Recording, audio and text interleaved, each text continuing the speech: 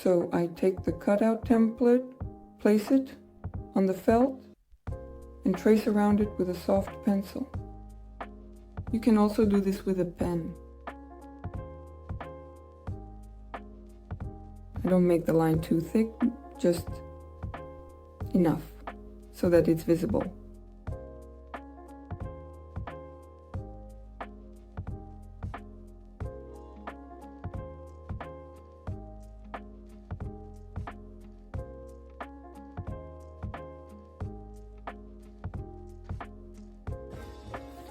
If you have a small piece of felt, remember to position the template so that you have enough space for another head, another portrait of the same size, because we will be making the backing the reverse side, the brooch side, using felt. For now, I will work on the felt without cutting it out. This way it will be more convenient to work. You can trim off the excess felt. For example, I have quite a large leftover piece. We will cut along the outline only at the very end. And now I take the coarsest wool I have. This is carded wool. This is carded wool from the Corriedale breed. The micron count of this wool is 27 microns, and I will use it. If you don't have this kind of wool, you can use any other wool with the same micron count. It can be either in comb top or wool batting form. At this stage it doesn't really matter. I chose white, but you can choose grey since the kitten's base is grey. So our task now is to create an even dense layer from the coarse wool. Essentially this layer should look somewhat like a felt. That is, it should be dense, even, and uniform. The height of this layer should be about 3 millimeters, 2 to 3 millimeters. So I'm starting. First, I lay out a small piece of wool. I suggest adding the wool in small amounts and in stages, gradually. First, I will work along the edges of the piece, along the borders of the portrait, and then I will carefully felt the center.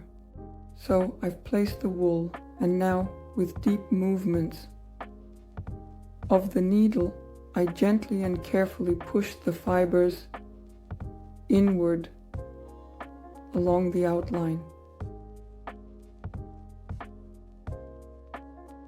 You can also use the needle to guide the fibers and tuck them in right away. If, during the process, the portrait changes shape a little, that's absolutely normal. Felt is a flexible, living material, so you can always adjust something, either at the end or as you go along. So don't worry. If, for example, the ear turns out too short, or on the contrary, too long, you can fix this by adding more wool, stretching it with your hands, or felting it with the needle, for example.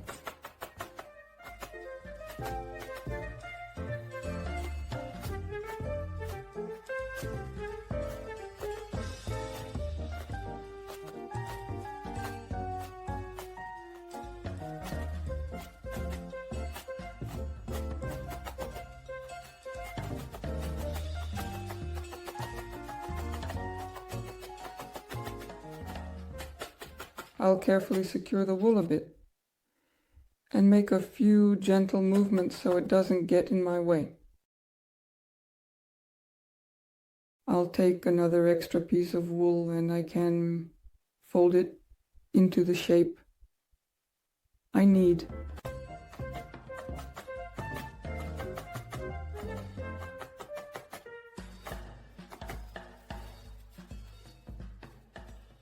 Ears.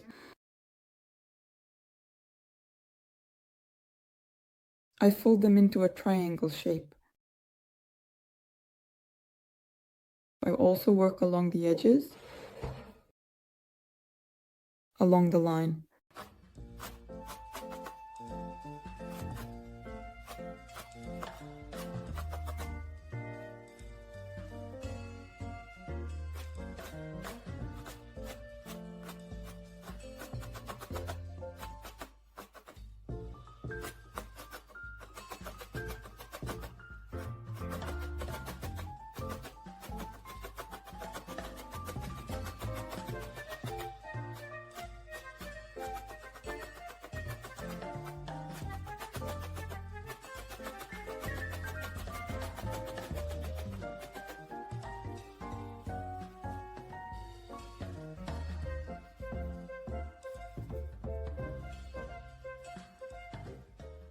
There may be debris in the wool.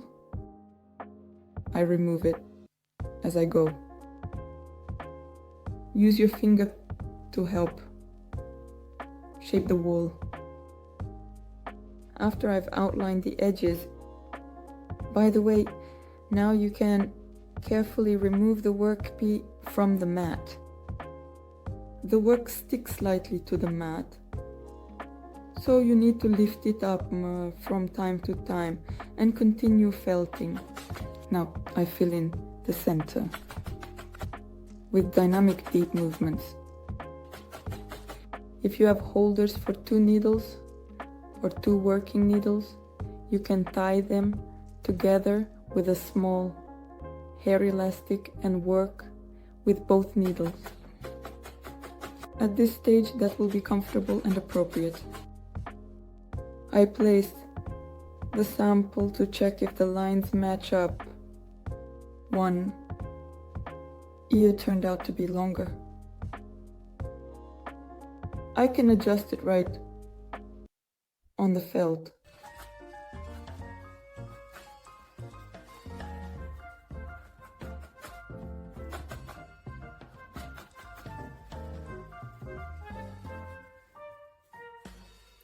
Now I check the uniformity by touch with my fingers and observe how the material changes. The pinch test shows that the felt here is very loose and not yet felted.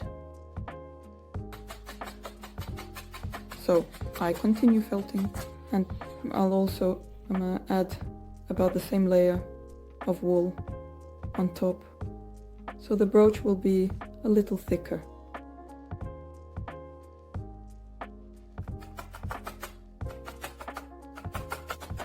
I keep felting like this until the block reaches the desired condition. I'll skip this part because there's really nothing new here. I'll come back when it's time to move on to the next stage. So, the surface of the piece is now smooth, the inside is uniform, and we check with the pinch test. We pull out the fibers and they come out one by one. See? Not in a big bunch, but one at a time, and with difficulty. That means we can move on to the next stage. But before that, you can work a bit more on the edges, right on the felt. Go along the edges with the needle and pull in all the wool fibers that are sticking out in different directions, and at the same time neaten up the edges of the portrait.